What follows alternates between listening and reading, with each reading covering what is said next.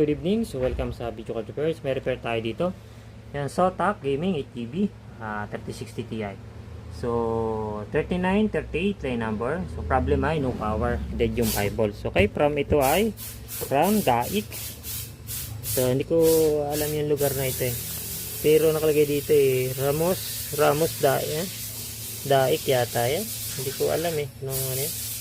The drive. Yan, Putik, Morning Glory, Ramos, ano to, Divic, ewan, I don't know. So, via LBC po yan. So, pila ng repair natin, napakarami. Okay, so ito na po siya sir, running siya ng stress test, dual monitor tayo, yan, HDMI at saka DPI.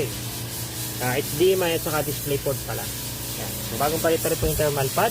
So, problem po nito, no power, dead po yung 5 volt size niya, tapos may shorted na isang MOSFET. So, na-replace na po natin yon. Then, pinaltan din natin yung isang pan. Sira po kasi yung isang pan. Kaya, so, ililibre na lang natin yung 5 volt size saka yung isang MOSFET. Kasi, by LBC naman ito, tapos malayo. So, nililibre na natin ang pyesa. Na ito na lang yung charge natin yung pan replacement. Okay? Kaya, so, running na siya sir ng stress test. Ayan, as you can see. Ayan ang ating testing sa game testing. So, naka-dual yan. Ayan, naka-stress test siya. Mas maganda kapag walang stress test para yung graphics hindi masyado kasi nakasagad tayo eh. Ayan. Okay, pag na-remove natin yung stress test, remove natin. Ayan. So, remove natin ang stress test. Ayan. Para maganda. Okay? Ayan. Mapapansin nyo. So, nag-change yung ating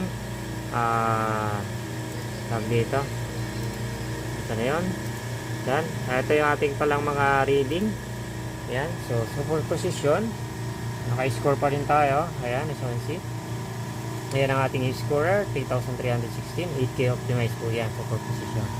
The GPU temperature natin, 54 lang using gaming testing. So, detected po yung driver, naka-install.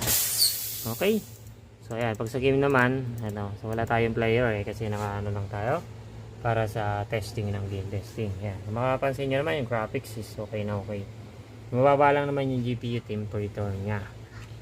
Ayan. So, kung napapansin nyo, napakababa lang naman.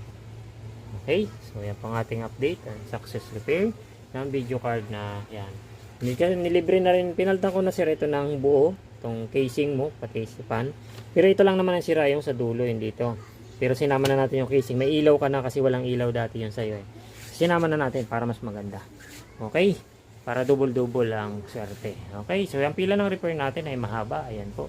Kaya pasensya na sa mga naghihimotok or etc. Talagang marami pong nagpaparepair. So hindi natin pwedeng unahin ang sa inyo ng basta